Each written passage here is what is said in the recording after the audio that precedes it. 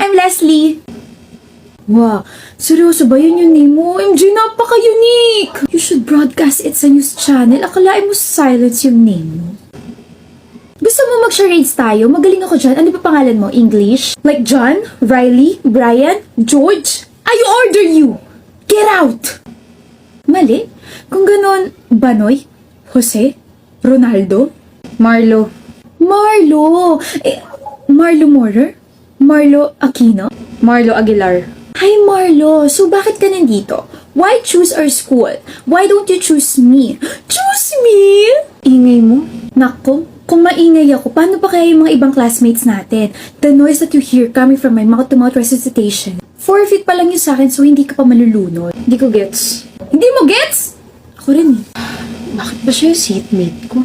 Ano ka ba, Marlo? Seatmate means soulmate. Kaya raw tayo pinagtabi para magkabunggo yung siko natin tapos makukuryente tayong dalawa. Oh my gosh, kapag nangyari yon, edi may sparks sa tayong dalawa.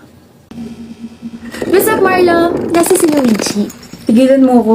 6 months na tayong seatmate/friends. Ibig sabihin, 6 months na rin kitang crush. Huwag mo suotin yan! Baka may luga ka sa tenga, babaho yung earpods mo. Tapos mataturn off ako sa'yo, tapos mawawalan ka na nagkakagusto sa'yo. Leslie. Yes, tawag mo ako.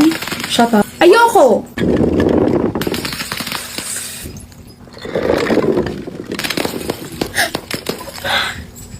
Marla!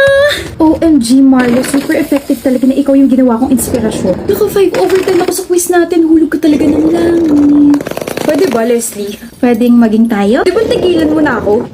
Tigilan as in... Tigilan as in, wag nang kulitin, wag nang kausapin at wag nang tignan. Okay. Meron tayong activity today, class, and by pair to. Para hindi magulo, just pair up with your seatmates, okay? Leslie. Oliver, partner tayo. Partner na si Oliver.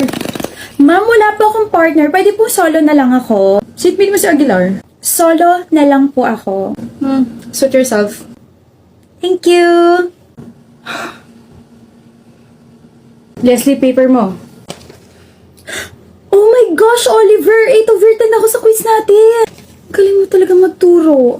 Walang thank you. Dahil dyan, ititreat kita. Let's go! Di nyo na ako inspirasyon. Okay! O, sino next? Yoko na?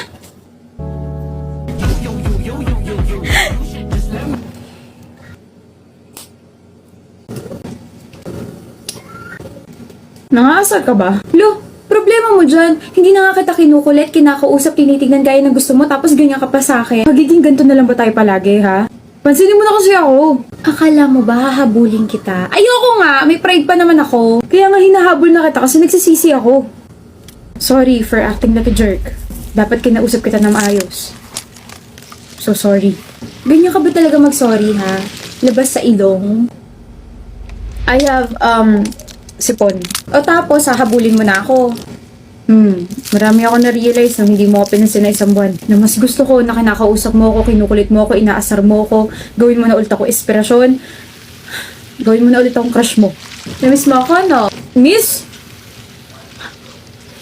Oh, miss na kita. Sali kita sa trend, ha? Huh? Sayaw kung crush mo rin ako!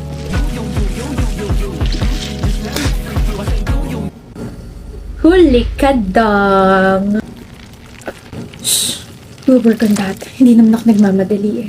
Anyway, bati na tayo. Wala nang bawian ah. Bati na tayo ah. Ang nga pala. Ano? Sa akin ka na lang magpaturo. Mas matalino kay Oliver. Salas ka? Medyo. Hindi ah. Seloso, oh my gosh, seloso ka, Marlo. Don't worry, nagpaturo lang naman ako sa kanya once, pero ikaw, tinuruan mo ako magustuhan ka kahit ang sungit. Oh. Corny. Pero, you're welcome. At dahil dyan, kain tayo. Sure! Ano ba gusto mo? Ikaw! Ako lang pala. Ito na. Stop! In the name of love.